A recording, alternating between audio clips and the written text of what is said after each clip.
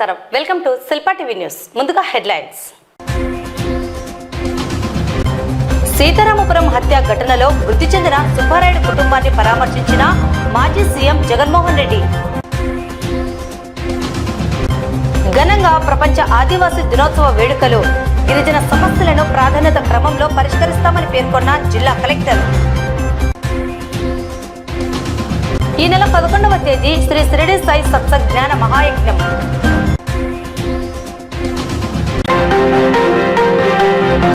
నంద్యాల జిల్లా మహానంది మండలం సీతారామపురం గ్రామంలో ఈ నెల 3వ తేదీ అర్ధరాత్రి దాటిన తరువాత టీడీపీ నాయకుడు బుడ్డారెడ్డి శ్రీనివాసరెడ్డి మరియు అతని అనుచరులు అదే గ్రామానికి చెందిన పెద్ద సుబ్బారాయుడును దారుణంగా హత్యగావించిన ఘటనపై మాజీ సీఎం జగన్ నేడు బాధిత కుటుంబాన్ని పరామర్శించేందుకు వచ్చారు.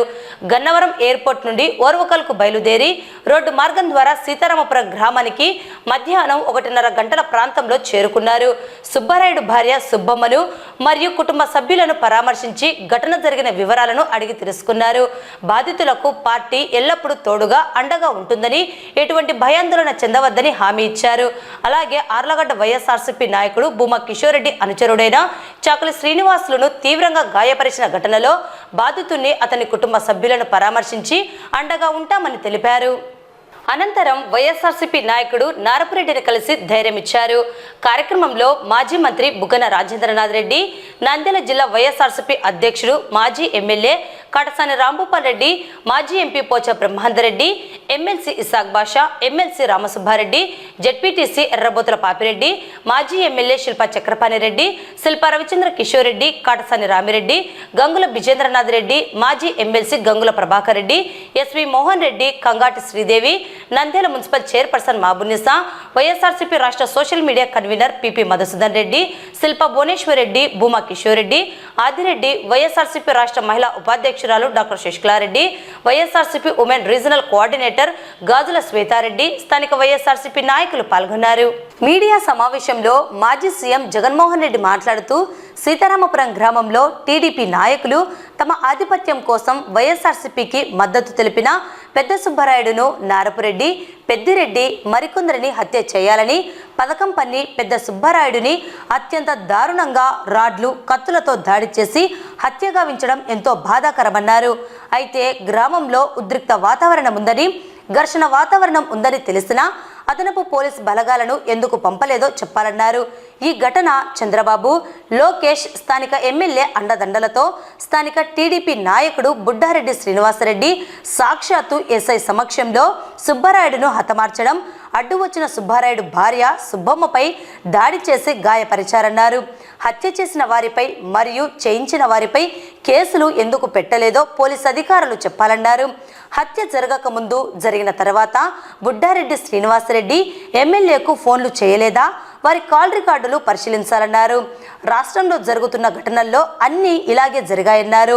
రాష్ట్రంలో లా అండ్ ఆర్డర్ పూర్తిగా క్షీణించిన పరిస్థితి నెలకొన్నదన్నారు. న్యాయస్థానంలో బాధితుల పక్షాన పోరాటం చేస్తానని, బాధితుల పక్షాన అండగా నిలుస్తామని చెప్పారు. వీరందరికీ గ్రామాల్లో స్వేచ్ఛగా ఉండేందుకు పోలీసులు రక్షణ కల్పించేలా న్యాయస్థానాల నుండి ఆదేశాలను తీసుకువచ్చేందుకు కృషి చేస్తామని తెలిపారు. ప్రజాస్వామ్యం కాపాడాల్సిన బాధ్యత ప్రభుత్వానిదని అన్నారు. టీడీపీ ప్రభుత్వం ఎన్నికల వేళ ప్రజలకు ఇచ్చిన హామీలు నెరవేర్చాలన్న ఆలోచన లేకుండా గత 2.5 నెలల్లో టీడీపీ ప్రభుత్వంలో రాష్ట్రంలో అరాచక పాలన, మారణ హోమం సృష్టిస్తున్నారని తెలిపారు. చంద్రబాబు నాయుడు అనే వ్యక్తి ప్రజలకు మోసపు మాటలు చెప్పి ఓట్లు వేయించుకున్నాడని, హామీలు నెరవేర్చలేదని ప్రజలు ప్రశ్నిస్తారని, రాష్ట్రంలో దాడులు, హత్యలు చేస్తూ పక్కదారి పట్టించే కార్యక్రమం చేస్తున్నారని అన్నారు. రాష్ట్రంలో రెడ్ బుక్ పాలన సాగిస్తున్నారు. లోకేష్ రెడ్ బుక్ పాలనను రాష్ట్రంలోని అన్ని నియోజకవర్గాల్లో చేస్తున్నారన్నారు.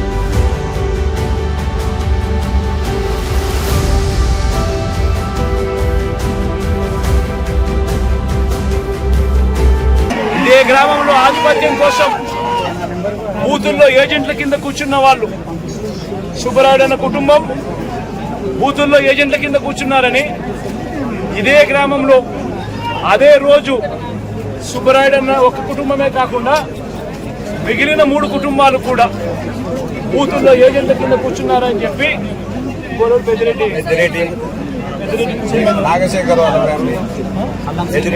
మల్లం శేఖరు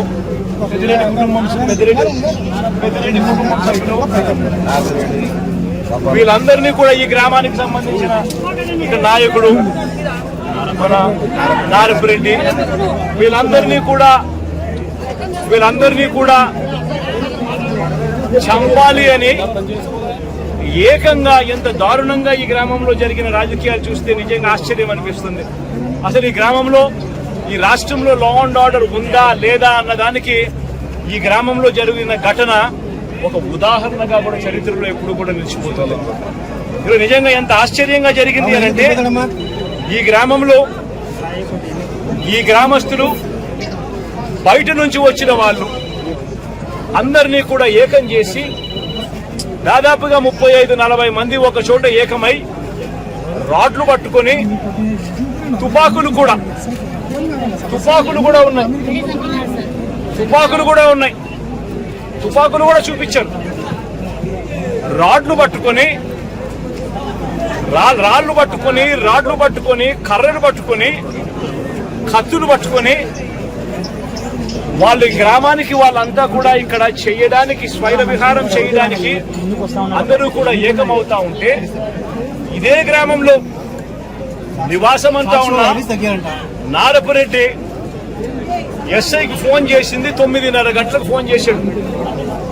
9:30కి ఫోన్ చేసి గ్రామంలో వాతావరణం సరిగ్గా లేదు, బయట నుంచి కూడా వ్యక్తులు వచ్చారు, వీళ్ళందరి చేతుల్లో రాడ్లు కనిపిస్తా ఉన్నాయి, కత్తులు కనిపిస్తా ఉన్నాయి, వీళ్ళ చేతుల్లో తుపాకులు కూడా ఉన్నాయి, గ్రామంలో వాతావరణం సరిగ్గా లేదు, దయచేసి గ్రామాన్ని ఏదో జరిగే కార్యక్రమం జరగబోతా ఉన్నట్టుగా అనిపిస్తా ఉంది, దయచేసి పోలీసులు రండి అని చెప్పి నారపురెడ్డి రాత్రి 9:30 గంటలకు ఎస్ఐకు తాను ఫోన్ చేస్తే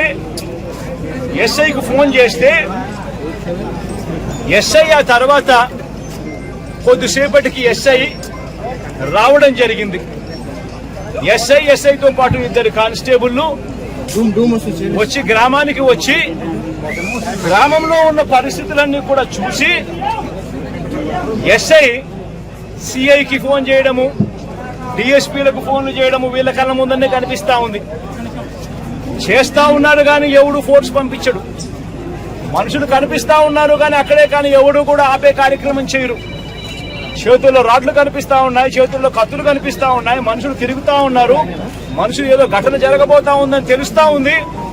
అయినా కూడా ఎస్ఐ ప్రేక్షక పాత్రే పోషిస్తాడు. ఎస్ఐతో పాటు వచ్చిన 2 కానిస్టేబుల్ ప్రేక్షక పాత్రే పోషిస్తారు. ఎస్ఐ సిఐకి ఫోన్ చేస్తా ఉన్నట్టుగా, డిఎస్పీకి ఫోన్ చేస్తా ఉన్నట్టుగా, మిగతా వాళ్ళకి ఫోన్ చేస్తా ఉన్నట్టుగా వీళ్ళకు గ్రామంలో కనిపిస్తా ఉంది కానీ ఏ ఒక్కరూ కూడా రారు. పోలీసులు అదనపు బలగాలు రావు. సాక్షాత్తు పోలీసుల సమక్షంలో ఇదే సీతారాంపురం అనే ఇదే గ్రామం జిల్లా కేంద్రమైన నంద్యాలకు కేవలం 15 కిలోమీటర్ల దూరంలో ఉంది. కేవలం 10 కిలోమీటర్ల దూరంలోనే ఉంది. 15 కూడా కాదు, 10 కిలోమీటర్ల దూరంలోనే ఉంది. 10 కిలోమీటర్ల దూరంలో జిల్లా హెడ్ క్వార్టర్స్. ఆ జిల్లా హెడ్ క్వార్టర్స్ లో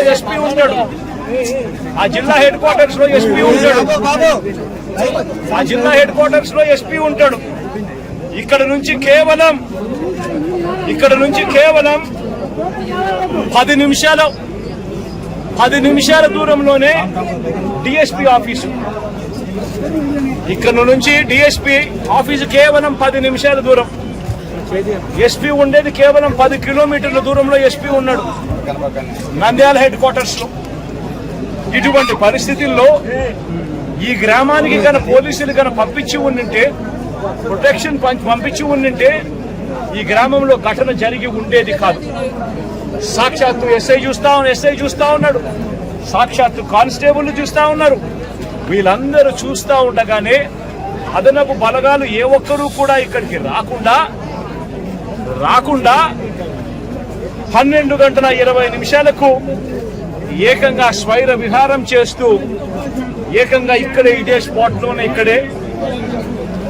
ఇదే స్పాట్లోనే ఈ గ్రామానికి సంబంధించిన అన్యాయమైన నాయకుడు, ఇక్కడ సంబంధించిన ఎమ్మెల్యేకి సంబంధించిన ప్రోద్బలం, ఇక్కడికి సంబంధించిన చంద్రబాబు నాయుడు గారు, లోకేష్ గారు, వాళ్ళిద్దరి అండదండలు, వీళ్ళందరి అండదండలతో పోలీసులు ఎవరూ కూడా పంపించకుండా, పోలీసులు ఎవరూ కూడా ఇక్కడికి రాకుండా సాక్షాత్తు ఎస్ఐ సమక్షంలో, సాక్షాత్తు ఇద్దరు కానిస్టేబుల్ సమక్షంలో స్వైర విహారం చేస్తూ ఏకంగా నరకడం జరిగారు.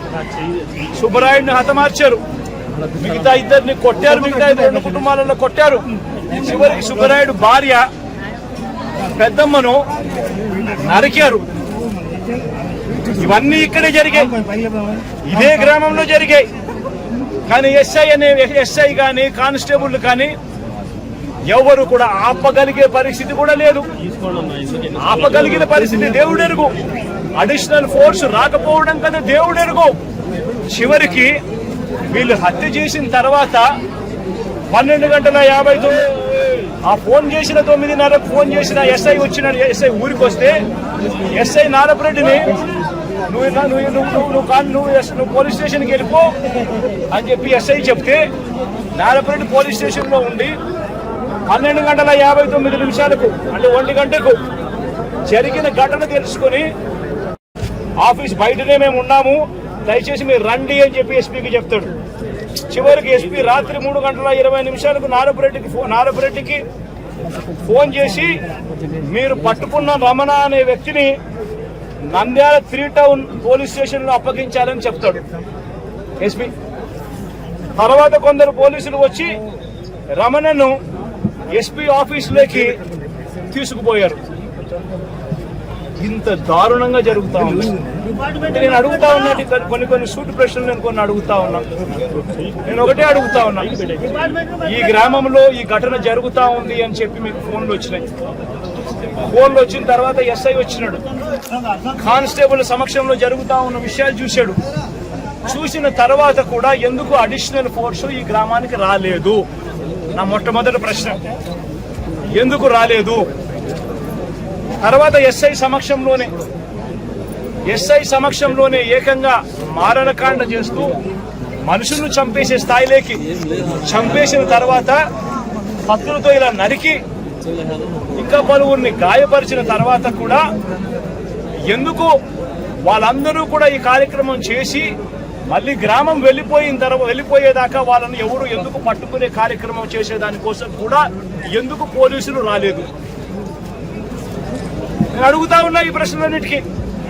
ఎవరు ప్రోద్బలం ఉంది? ఎవరు ఈ పోలీసులను ఆడిస్తా ఉన్నారు? ఏకంగా ఎస్పీ, ఏకంగా సిఐ, ఏకంగా డిఎస్పీలు ఏ ఒక్కరు కూడా అడిషనల్ ఫోర్సును పంపించుకోకుండా పగడ్బందీ ప్లాన్ ప్రకారం మనుషులను చంపేసిన వాళ్ళు ఊర్లు కూడా విడిచిపెట్టి వెళ్ళిపోయే పరిస్థితి క్రియేట్ చేసి అప్పటికి కూడా ఫోర్స్ రాకోకుండా కూడా వీళ్ళు ఆపగలిగినారు అని అంటే ఏ స్థాయిలో కుట్ర జరుగుతూ ఉంది అన్నది, ఏ స్థాయిలో రాజకీయ నాయకులు, పోలీసులు, ఏ స్థాయిలో వీళ్ళందరూ కూడా కూడబలుక్కొని భయానక వాతావరణం క్రియేట్ చేస్తా ఉన్నారు అని చెప్పడానికి ఇది ఒక నిదర్శనం కాదా అని అడుగుతా ఉన్నా. నిజంగా లా అండ్ ఆర్డర్ ఉందా అని అడుగుతా ఉన్నా. ఈ రాష్ట్రంలో ఈ ఒక ఘటనే కాదు, ఈ రాష్ట్రంలో జరుగుతా ఉన్న ప్రతి ఘటన ఇదే మాదిరిగా ఉంది.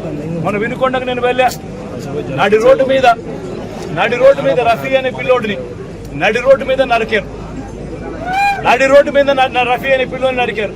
ఇలాంటి ఘటనలన్నీ కూడా రాష్ట్రంలో చాలా జరిగాయి. దాదాపుగా 30కి పైగా ఇదే శ్రీశైలం కాన్స్టిట్యున్సీలో ఇంకొక ఘటన. ఆయన పేరు దాసు. వాళ్ళ కొడుకు నా దగ్గరికి వచ్చి, అన్న మా ఇదే కాన్స్టిట్యున్సీ నాది, మా నాన్న దాసు, మా నాన్నను కూడా జూన్ 26వ తారీఖున పట్టపగులు 12 గంటలకు ఇదే మాదిరిగానే చంపారని చెప్పి దాసు ఇదే కాన్స్టిట్యున్సీ ఏ మాదిరిగా ఫోటోలు చూపిస్తా ఉన్నాడు. ఎస్ఐ కూడా చెప్పాడు. ఇక్కడ ఆశ్చర్యం ఏమిటంటే ఇన్సిడెంట్ జరగనిస్తారు, చంపేస్తారు, భయానక వాతావరణం క్రియేట్ చేస్తారు. ఆ తర్వాత తప్పనిసరి పరిస్థితిలో కేసు పెట్టాల్సిన పరిస్థితి వచ్చినప్పుడు ఆ కేసును ఆ చిన్న ముద్దాయిల దగ్గర చిన్న మనుషుల దగ్గరనే ఆ కేసు ఆపేస్తా ఉన్నారు. ఆ కేసును అక్కడ ఆపితే ఇటువంటి ఘటనలు ఆగిపోతాయా? చేపించిన వాళ్ళు ఎవరు, చేయించిన వాళ్ళు ఎవరు? ఆ ఎమ్మెల్యేల పేర్లు ఎందుకు రావడం లేదు కేసుల్లోకి? ఎందుకు వాళ్ళను కూడా ముద్దాయిలుగా ఎందుకు చేర్చడం లేదు? ఎప్పుడైతే వాళ్ళను కూడా చేర్చడం మొదలు పెడతామో, ఎప్పుడైతే చేసిన తప్పుకు, ఎందుకు ఇదే ఘటన సుబ్బరాయుడిని చంపినారు. నేను అడుగుతా ఉన్నా, సుబ్బరాయుడిని చంపిన వాళ్ళు అదే శ్రీనివాస్ అనే వ్యక్తి, వీళ్ళు వాళ్ళ కాల్ రికార్డ్స్ చూస్తే వాళ్ళు బుడ్డా రాజశేఖర రెడ్డికి ఫోన్ చేసిండరా? వాళ్ళ ఆ తర్వాత చేసిన వాళ్ళకు ఫోన్ చేసిండరా? ఆ కాల్ రికార్డ్స్ చూస్తే సరిపోదా? తెలీదా? వాళ్ళు మర్డర్ జరగక ముందు, మర్డర్ జరిగిన తర్వాత ఎవరికి ఫోన్ చేశారని చెప్పి వాళ్ళని చూసుకొని అది తీసుకొని వచ్చి వాళ్ళ బొక్కలు పెట్టలేరా? ఎందుకు పెట్టలేకపోతా ఉన్నారు? ఎందుకు ఆ కేసును వాళ్ళ దాకా పోనీకోకుండా ఆపుతున్నారు? ఇదే విషయం వెనుకొండలో కూడా జరిగింది. ఇదే విషయం ప్రతి చోట కూడా ఇదే మాదిరిగానే జరుగుతూ ఉంది. రాష్ట్రంలో పూర్తిగా లా అండ్ ఆర్డర్ క్షీణించిపోయిన పరిస్థితి. నేను ఒకటే చెప్తా ఉన్నా, జరిగిన ఈ ఘటన ఖచ్చితంగా హైకోర్టులో గట్టిగా దీనికి సంబంధించి హైకోర్టు అవసరమైతే సుప్రీంకోర్టు దాకా కూడా తీసుకొని పోయే కార్యక్రమం చేస్తాం. ఈ గ్రామంలో వీళ్ళందరికీ రక్షణ కాదు, ఏజెంట్లుగా కూర్చున్న వీళ్ళందరికీ కూడా రక్షణ లేదు అని భయపడే పరిస్థితి నుంచి రక్షణ ఖచ్చితంగా పోలీసులు కల్పించాలి అని చెప్పి కోర్టుల ద్వారా ఉత్తర్వులు తీసుకొని వచ్చి ఖచ్చితంగా ఈ గ్రామంలో పికెట్ ఏర్పాటు అయ్యేట్టుగా ఖచ్చితంగా చేసి ఖచ్చితంగా వీళ్ళని కాపాడుకునే కార్యక్రమం ఖచ్చితంగా జరగాలి. అప్పుడే డెమోక్రసీ అన్నది రాష్ట్రంలో బతికే ఉంది అన్నది కొద్దిగా గొప్ప కనీసం ఎవరికైనా కూడా అర్థమయ్యే పరిస్థితి అన్న కనీసం ఉంటుంది. ఇదొకటే కాకుండా హత్య చేసిన వాళ్ళను మాత్రమే కాదు, హత్య చేయించిన వాళ్ళను కూడా ఖచ్చితంగా కేసులు పెట్టాలి. ఖచ్చితంగా వాళ్ళను కూడా ముద్దాయిలుగా చేరుస్తూ ఖచ్చితంగా వాళ్ళను కూడా జైల్లో పెట్టించే కార్యక్రమం జరగాలి. ఇది ఖచ్చితంగా డిమాండ్ చేస్తూ ఉన్నాం. ఈ మాదిరిగా ఖచ్చితంగా ఇవన్నీ చేస్తేనే రాష్ట్రంలో ఈ అరాచకాలు ఆగిపోతాయి. లేదనేటట్టుగా అయితే ఇదే ఎమ్మెల్యే, స్థానిక ఎమ్మెల్యే ఇదే బుడ్డా రాజశేఖర రెడ్డి, తాను ఆ వీడియో క్లిప్పింగ్ ఇదే తాను ఆత్మకూరులో విజయోత్సవ సభ అని చెప్పి మీటింగ్ పెట్టి ఇదే బుడ్డా రాజశేఖర రెడ్డి అనే వ్యక్తి, ఇదే స్థానిక ఎమ్మెల్యే మాట్లాడిన మాటను ఒకసారి ప్రతి మీడియా ఛానల్కు నేను చెప్తా ఉన్నా, ఆ టెలికాస్ట్ చేయండి. మీ వీడియో ఛానల్, మీ టీవీ ఛానళ్లలో, మీ యూట్యూబ్ ఛానళ్లలో ఖచ్చితంగా ఇది టెలికాస్ట్ కూడా చేయండి. ఆత్మకూరులో విజయోత్సవ సభ పెట్టి ఒక ఎమ్మెల్యే మాట్లాడిన మాటలు, ఇదే స్థానిక ఎమ్మెల్యే మాట్లాడిన మాటలు, తాను అన్న మాటలు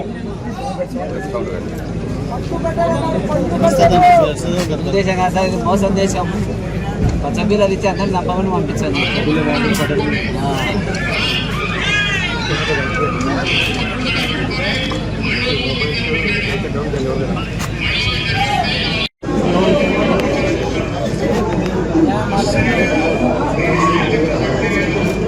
మండలానికి దండి తప్పాలంట.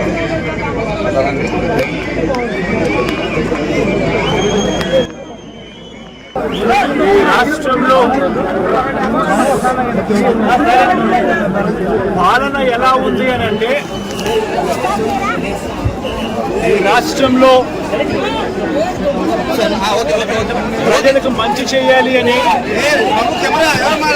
ఎన్నికల వేళ మేనిఫెస్టో అంటూ ఇచ్చిన మాటలు నెరవేర్చాలని, ప్రజలకు మంచి చేస్తూ ప్రజల మనసులో స్థానం సంపాదించుకోవాలని ఇటువంటి మంచి ఆలోచనలతో పాలన చేయాలి అన్న ఆలోచనే లేని ప్రభుత్వం ఈరోజు కనిపిస్తూ ఉంది. ఈరోజు గత 2.5 నెలలుగా రాష్ట్రంలో జరుగుతూ ఉన్న పాలన అరాచకం, మారణ హోమం సృష్టించే రాష్ట్రంలో జరుగుతూ ఉంది. రాష్ట్రంలో ఈరోజు చంద్రబాబు నాయుడు గారు అనే వ్యక్తి ఎన్నికల వేళ తాను ఏదైతే మాటలు చెప్పాడో, ఎన్నికల వేళ తాను ఏదైతే మోసం చేస్తూ ప్రజలను మోసం చేస్తూ ఏదైతే ఓట్లు వేయించుకున్నాడో, ఆ ప్రజలందరూ కూడా ప్రశ్నిస్తారేమో అని భయంతో, ఆ ప్రజలు ప్రశ్నించకూడదు అన్న ఆలోచనతో భయానక వాతావరణాన్ని రాష్ట్ర వ్యాప్తంగా కూడా క్రియేట్ చేసే కార్యక్రమం ఈరోజు రాష్ట్రంలో జరుగుతూ ఉంది. ఇదే పెద్ద మనిషి చంద్రబాబు నాయుడు గారు ఎన్నికలప్పుడు ఆయన పార్టీకి సంబంధించిన వాళ్ళు, ఆయన ఎమ్మెల్యేలు అందరూ కూడా ఎన్నికలప్పుడు వెళ్ళి క్యాంపెయిన్ చేస్తూ ఆ ఎన్నికల్లో వాళ్ళు చెప్పిన మాటలు ఇటు చిన్నపిల్లలు కనిపిస్తే చాలు, ఇంటి వద్ద నీకు 15,000, నీకు 15,000, నీకు 15,000, నీకు 15,000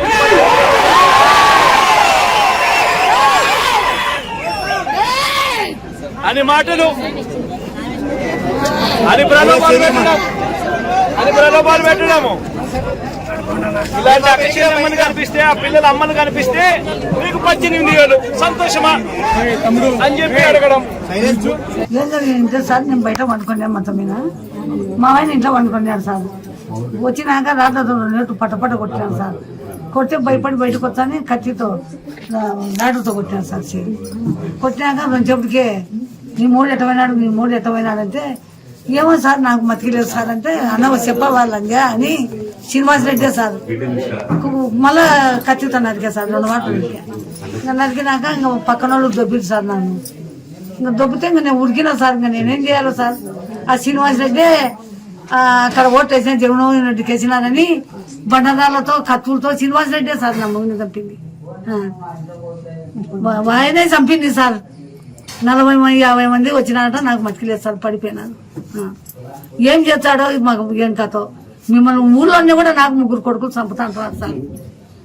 మేము పని చేసుకొని బతికేటోళ్ళం సార్. ఆ సచినోడు ఇంత మినుములు వరిగడ్డి నేను ఆ 2 బరగడ్లు తెచ్చుకుని తినేటోళ్ళం ముసలోళ్ళం. మా ప్రేమ కూడా లేకుండా వాడు చంపే సార్. ఇంకా ఏం చేయాలి సార్, మేము ఏం తిని బతకాలి సార్. ఆ 3 ఆడిపి మొగోళ్ళం కూడా బతకని అంటాడు. మేము ఎవరిని నమ్మకము సార్. ఏం చెప్తాడో ఆయన జగన్మోహన్ రెడ్డి చేయని. జగన్ కు ఓట్లు వేపించినామని మా ఆయన తిరిగి వేపించినాడని మా ఊర్లో 70 ఏళ్ళు సార్ నేను వచ్చి ఎన్నడే గాని పార్టీ లేదు, వాళ్ళు వేసుకుంటున్నారు. ఈ ఏడు మా ఆయన నేను నా నుంచన్నా మాదని ఊరని తిరిగి ఓట్లు వేపించినాడు సార్. జగన్మోహన్ రెడ్డి చెప్తే నేను ఆపుంటా చూసిపోరాడంటే పోయేసినాడు సార్. నువ్వు అంత పనిగా నువ్వే, నేను తెలదా నా కథ. శ్రీనివాస్ రెడ్డి అంటే తెలియదు కొడక అని బండలతో కత్తులతో రాడ్లతో నన్ను కూడా సార్ ఎవరు చూసిన పిల్లలే ఉరికిచ్చినారు సార్. నాకు సావలేక బతికినాగా. మాకు లక్ష్యం చూపాలే, మేము ఉండాలంటే భయపడుతున్నాడు పోలీసులు. ఈ పొద్దు ఆ రోజు రండి, ఇప్పుడు కూడా తప్పిప్పుడు వస్తాను. జగన్ కు ఓటు వేసినాం సార్. ఓన్లీ ఓటు గురించే సార్. మా మామ ఒకరు జోలికోడు, ఒకరు కథలకోడు, ఒకరు వ్యవహారంలో కోడు. మేమేమో వీళ్ళు ఇక్కడ తెలుగుదేశం వాళ్ళు ఆయన చెప్పినట్టే ఓట్లు వేయాల. అక్కడ ఆయన చెప్పినట్టు వేయకుండా వెనక అక్కడిక్కడ మారినాము అనుకో, ఇట్ట ఇంత మిన్నుకు వచ్చి పానాన్ని తీసిపోతున్నాడు. మా మామ శ్రీనివాసరెడ్డే వచ్చి మా మామను ఏంరా ఎవరైంది తెల్లా నీకు, నాకు వేయకుండా ఓట్లను పోటీగా నిలబెడతావా నాకు మంచినని మా మామను ఇంట్లో అనుకున్నా తీసుకొని పోయి బయటికి ఈడ్చుకొని పోయినాడు. ఈడమనుకుంటే ఫస్ట్ మా అత్తను కొట్టినాడు బయట అనుకుంటే. ఏం లంచ ఏది నీ మొగుడు ఏది ఎట్లా పోయినాడు అంటే ఆమె కనకలేక ఏమో సార్ అంటాను. అన్నాక ఆమెను కత్తితో చేతికి పొడిచినాడు. పొడిచి రాడ్లతో కత్తులతో ఆమెను కట్టెలతో కొట్టినాక ఆమె ఏం చేయాలో దిక్కుదేలాక క్యాకేని కూడా ఆమె దైన సార్లే ఎవరా ఎక్కడైంది కళ్ళు కనిపించవు మా ఎత్తకు ముందే. అన్నాక మేము బయటకు వచ్చినాం. ఏందబ్బా అచ్చన్నారు, పెద్ద పెద్ద కేకలు ఎచ్చన్నారు. బయటకు వచ్చి చూసేందుకు ఇట్లా గొడవ జరుగుతూనే వచ్చే ఏ లంజలారా మాకు ఓట్లు వేయకుండా జగన్కి ఎచ్చారా ఓట్లు, శ్రీనివాస్ రెడ్డికి తెలియదేమే మీకు, ఇప్పుడు నా కథ సూక్తా మీకు అని బాగా తాగినాడు సార్. ఫుల్లు తాగినాడు. తాగిచ్చి మా మామను బండరాలతో కొట్టి చంపినాడు సార్. మేము జగన్ అన్ననే నమ్ముకొని ఉన్నాం. మాకు ఏం ఆర్థం చూపుతాడో ఏమో, మాకైతే ఏం లేదు. మేము కూలి పనులు చేసుకొని బతికేటోళ్ళం. ఆటోలు కూడా మీరు ఎట్లా తోలుకుంటారో చూస్తా, పెట్రోల్ పోసి అంటించా అన్నాడు సార్. మాకుండేది అది ఒక్కటే ఆధారం, ఆటోలు ఒక్కటే. పొలాలు లేవు, ఏం లేవు మాకు. చేతులు కష్టమైన బతికేటోళ్ళం. ఓన్లీ ఓట్ల గురించే మా మామను అట్లా చంపినారు. గిరిజన సమస్యలను ప్రాధాన్యత క్రమంలో పరిష్కరిస్తాం, ప్రకృతికి దగ్గరగా జీవిస్తున్న చెంచు, సుగాలి, ఎరుకల, యానాది తదితర జాతుల జీవన ప్రమాణాలను పెంపొందించేందుకు కలిసికట్టుగా కృషి చేద్దామని జిల్లా కలెక్టర్ రాజకుమారి గనియా పిలుపునిచ్చారు. శుక్రవారం కలెక్టరేట్లోని సెంటినరీ హాల్లో ప్రపంచ ఆదివాసీ దినోత్సవ వేడుకలు ఘనంగా జరిగాయి. ఈ వేడుకల్లో జిల్లా కలెక్టర్ ముఖ్య అతిథిగా పాల్గొన్నారు. గిరిజన ప్రజా సమైక్య రాష్ట్ర అధ్యక్షులు రాజు నాయక్, ఆల్ ఇండియా బంజారా సేవా సంఘం రాష్ట్ర అధ్యక్షులు వెంకటరమణ నాయక్, ఎస్టీసెల్ అధికార ప్రతినిధి స్వామి నాయక్, రాష్ట్ర యువజన working president Bala Nayak, all India Banjara Seva Sangham నాయకులు శ్రీనివాస నాయక్, దాసు నాయక్, ఎస్ రామచంద్రుడు, జవహర్ నాయక్, గోపాల్ నాయక్, చిటికల సలోమి తదితరులు పాల్గొన్నారు. ఈ సందర్భంగా జిల్లా కలెక్టర్ రాజకుమారి మాట్లాడుతూ చెంచు, సుగాలి, యానాది, ఎరుకల తదితర జాతుల జీవన ప్రమాణాల పెంపుదలకు అందరం కలిసికట్టుగా ఉమ్మడి ప్రయత్నం చేయాలన్నారు. ఆదివాసుల హక్కుల పరిరక్షణ కోసం 1994వ సంవత్సరంలో ఐక్యరాజ్య సమితి ప్రతి సంవత్సరం ఆగస్టు 9న ప్రపంచవ్యాప్తంగా ఆదివాసుల దినోత్సవం జరుపుకోవాలని సూచించిందన్నారు. జిల్లాలో 49 గిరిజన ప్రాంతాల్లో ఉన్న తల్లిదండ్రులందరూ తమ పిల్లల్ని పాఠశాలలకు పంపేలా ప్రత్యేక శ్రద్ధ తీసుకోవాలన్నారు. 8వ తరగతి అనంతరంపై చదువులు చదివేందుకు ఆడపిల్లలను పంపకుండా పెళ్లిళ్లు చేసే సాంప్రదాయానికి స్వస్తి పలకాలన్నారు. మగపిల్లలను, ఆడపిల్లలను సమదృష్టితో చూసి సమాన అవకాశాలు కల్పించాలని కలెక్టర్ ఈ సందర్భంగా కోరారు. పోటీ పరీక్షలలో పాల్గొనే విద్యార్థులకు స్టడీ సెంటర్ ఏర్పాటుకు కృషి చేస్తామన్నారు. గిరిజన ప్రాంతాలలోని ఆరోగ్య కేంద్రాలలో డాక్టర్లు అందుబాటులో ఉండి మెరుగైన వైద్య సేవలు అందించేలా ఆదేశాలు జారీ చేశామన్నారు. వైద్యపరంగా ఉన్న సమస్యలన్నింటినీ పరిష్కరించేందుకు కృషి చేస్తామన్నారు. మహానంది, అహోబిలం, పాణ్యం ఆశ్రమ పాఠశాలల విద్యార్థులు చక్కటి నృత్య ప్రదర్శించారని, మరిన్ని మెలకువలు నేర్చుకుని అంతర్జాతీయ స్థాయిలో గుర్తింపు తెచ్చే విధంగా ప్రదర్శనలు ఇవ్వాలని కలెక్టర్ ఆకాంక్షించారు. ఈ కార్యక్రమంలో జిల్లా గిరిజన సంక్షేమ అధికారి శివప్రసాద్, అన్ని కుల సంఘాల నాయకులు తదితరులు పాల్గొన్నారు.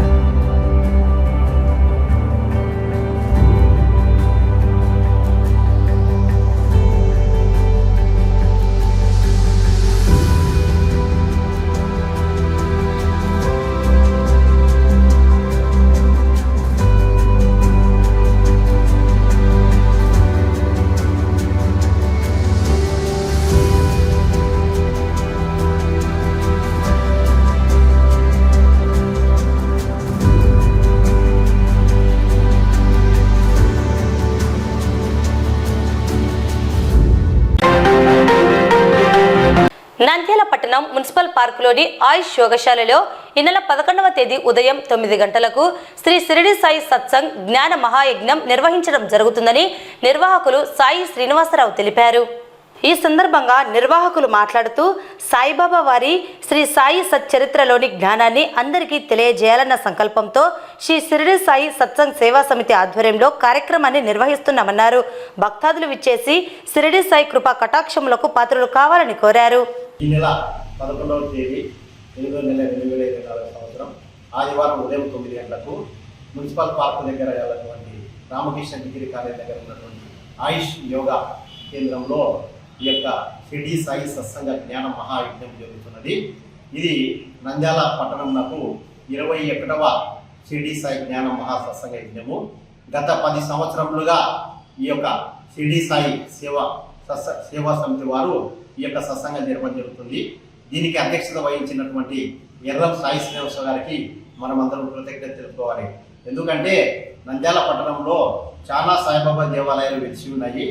కానీ కేవలం నంద్యాల పట్టణ ప్రజలకు, ఇతర గ్రామీణ ప్రాంత ప్రజలకు ఆత్మ జ్ఞానాన్ని ప్రసాదించాలి, షిరిడి సాయి యొక్క జ్ఞానాన్ని ప్రసాదించాలి అనే ఏకైక సంకల్పంతో ఎర్రం సాయి శ్రీనివాస గారు ఈ యొక్క సంకల్పాన్ని కోరుకొని గత 10 సంవత్సరాలుగా నిరంతరము సాయినామ స్మరణ చేస్తూ ఈ యొక్క సేవా కార్యక్రమాలు చేస్తూ ఆత్మ జ్ఞాన సత్సంగాలు చెప్తుంటారు. కాబట్టి ఈ యొక్క అవకాశాన్ని అంటే జ్ఞాన సత్సంగాన్ని ఉపయోగించుకొని నంద్యాల పట్టణ ప్రజలందరూ ఈ యొక్క జ్ఞాన సంపదను మనము జీవితంలో ఎంతో సంపాదించుకోవచ్చు. కానీ ఆత్మ జ్ఞానాన్ని బోధించే వాళ్ళు చాలా అరుదు. కాబట్టి అటువంటి ఆత్మజ్ఞానాన్ని బోధించడానికి మనకు హైదరాబాద్ పట్టణం, హైదరాబాద్ నుంచి వాస్తవ్యులు, నెల్లూరు వాస్తవ్యులు, శ్రీశైలం వాస్తవులు ఇక్కడికి విచ్చేస్తున్నారు. కాబట్టి నంద్యాల మరియు చుట్టుపక్కల గ్రామీణ ప్రాంత పరిసర ప్రజలు వచ్చేసి ఈ యొక్క అవకాశాన్ని, మనం ఎంతో సమయాన్ని జీవితంలో వృధా చేస్తుంటాం, కానీ ఒక 4 గంటలు మనం యొక్క షిరిడి సాయి సత్సంగ జ్ఞానం మహాయజ్ఞానంలో మనం కూర్చొని పాల్గొని ఈ యొక్క వాళ్ళు చెప్పేటటువంటి బోధన విన్నట్లయితే జీవితంలో మనకు చాలా మార్పు వస్తుంది. చాలా అంటే అట్లయితే కాదు, మనం భగవద్గీత చదివితే ఏ విధంగా అయితే మార్పు వస్తుందో అంత ఆ విధంగా మనకు ఈ యొక్క మార్పు వస్తుంది. కాబట్టి అందరూ ఈ అవకాశాన్ని సద్వినియోగం చేసుకొని ఈ యొక్క అవకాశాన్ని కల్పించినటువంటి మా యొక్క షిరిడి సాయి సేవా సమితి అధ్యక్షులైనటువంటి ఎర్రం సాయి శ్రీనివాస్ గారికి నా యొక్క వందనములు తెలుపుకుంటున్నాను. కాబట్టి అందరూ కూడా ఈ అవకాశాన్ని సద్వినియోగం చేసుకొని విజయవంతం చేయవలసిందిగా కోరుతున్నాము. జై సాయి, జై జై. నంద్యాల పట్టణంలో షిరిడి సాయి సత్సంగాలు జరిపిస్తూ ఉంటాను. సత్సంగం అంటే మానవ జన్మను ఉద్ధరించబడటానికి జ్ఞాన సంపద కొరకే సత్సంగాలు రావాలి. సత్సంగాలు ఇన్ని మానవ జన్మను ఉద్ధరించుకోవడానికి ఇది ఒక మంచి మార్గంగా భావించి సత్సంగాలు ఏర్పాటు చేస్తున్నాను. అలాగే 21వ సత్సంగం పోయిన నెల 30వ తారీఖు గోపిశెట్టి పద్మావతి కళ్యాణ మండపం అయిపోయింది. ఈ నెల 11/8/2024 ఆదివారం మున్సిపల్ పార్కు నందు ఆనంద గురూజీ యోగా కేంద్రం నందు షిరిడి సాయి సత్సంగ జ్ఞాన యజ్ఞము చేయబోతున్నాము. వక్తలు శ్రీశైలం నుంచి, హైదరాబాద్ నుంచి, నెల్లూరు నుంచి వస్తున్నారు. ఈ సత్సంగ కార్యక్రమానికి భక్తులు, ప్రజలు విరివిరిగా పాల్గొని ఈ సత్సంగ కార్యక్రమానికి వచ్చి బాబా గారి ఆశీస్సులు తీసుకోవాల్సిందిగా భక్తుల్ని, ప్రజల్ని అందరినీ కోరుచున్నాను. జై సాయిరామ్. వార్తలు ముగించే ముందు ముఖ్యాంశాలు మరోసారి. సీతారామపురం హత్య ఘటనలో మృతి చెందిన సుబ్బారాయుడు కుటుంబాన్ని పరామర్శించిన మాజీ సీఎం జగన్మోహన్ రెడ్డి. ఘనంగా ప్రపంచ ఆదివాసీ దినోత్సవ వేడుకలు. గిరిజన సమస్యలను ప్రాధాన్యత క్రమంలో పరిష్కరిస్తామని పేర్కొన్న జిల్లా కలెక్టర్. ఈ నెల 11వ తేదీ శ్రీ షిరిడి సాయి సత్సంగ జ్ఞాన మహాయజ్ఞం. ఈ వార్తలు ఇంతటితో సమాప్తం. నమస్కారం.